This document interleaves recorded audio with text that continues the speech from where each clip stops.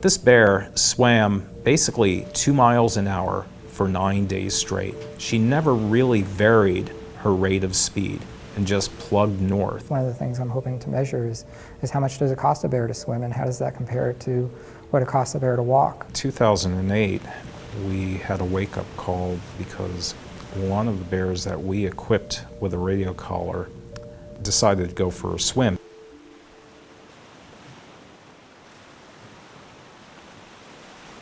The Beaufort Sea at that time, up to 400 miles north of the coast, was completely ice-free.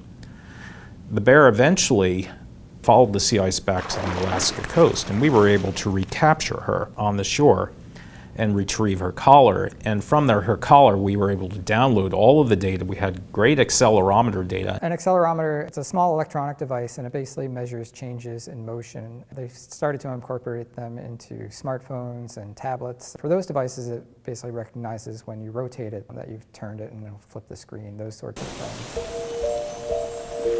And it was like, wow. We knew polar bears would go swimming. And in years past, they enter leads and swim between ice flows. Probably up until the mid-90s, when they had to swim from land to ice, the distance wasn't all that far. Maybe 100 miles, but not 400 miles. Still, 100 miles is a pretty long ways, too. So it really sheds some light on the capabilities of these bears. So there's been research done with wild animals using accelerometers that have shown that you can actually correlate measures of acceleration, body acceleration from the accelerometer with energy expenditure. To do that, again, it involves using captive animals to apply to wild animals. In 1985, we began using collars that operated by ultra-high frequency radio waves. These radio waves are actually transmitted to polar orbiting satellites, so we don't have to go fly around in an aircraft to go and find our polar bears. But the polar bears themselves are telling us where they are because each collar is sending a signal to a polar orbiting satellite. That data is sent to a ground receiving station, and then it is sent to us. The data that we receive from these collars is not just location data, but also activity data, whether the bear is walking around or whether it's sitting. The accelerometer data is essentially in a waveform. It's sort of like looking at an EKG in terms of what it looks like. For example, if a bear is walking, you get this repetitive pattern as the bear makes a football. So you get this waveform with each step that the bear is making, and you get these large spikes in acceleration with each footfall. This line here is what's called static acceleration, and it's measuring the actual orientation of the tag, how the tag is moving in terms relative to gravity. With each step that she's making, you get this undulating pattern that the actual animal's making, and that's reflected in the orientation of the tag as she moves up and down with each step. And then over here, she stops briefly for about 5 seconds to take a drink of water.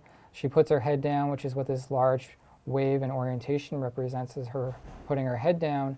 She's drinking, and you get these lower magnitude waves in terms of what's called dynamic acceleration, which is the actual acceleration of the animal across those 3 axes. And then she continues walking again, and you get these undulating patterns. In terms of the dynamic acceleration, you get these large magnitude spikes with each footfall, essentially.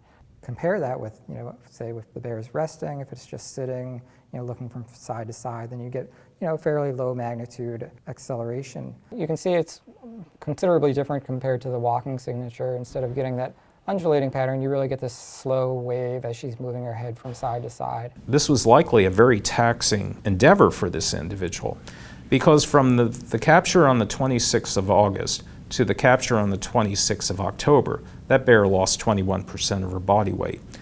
Additionally, at her first capture, she had a yearling cub with her. The cub was 350 pounds.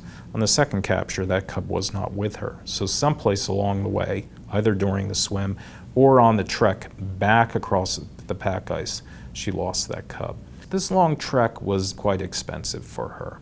All told, she swam 425 miles over the 9-day period.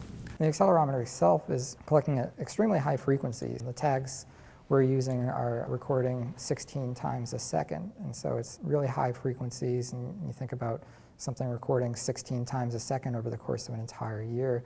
It's extreme amount of data that we're hoping to collect. But because it's recording at such a high frequency, it's basically able to capture all those small changes in body motion that an animal is making. The frequency of long-distance swimming has increased substantially by polar bears in the Beaufort Sea. The distances they have to cover, the frequency that it actually occurs, we're seeing it more often. Prior to 1996, however, sea ice generally did not melt away from the continental shelf. So polar bears could either remain over the continental shelf, or if they were on land, it was just a short distance.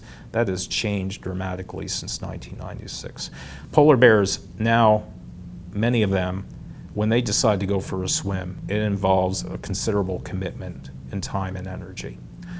And I don't think they make that decision when they're about to swim because they don't know how far away the sea ice actually is. They're just doing what they have evolved to do, and this is go for a swim. Now it's just a lot further and potentially energetically expensive for them.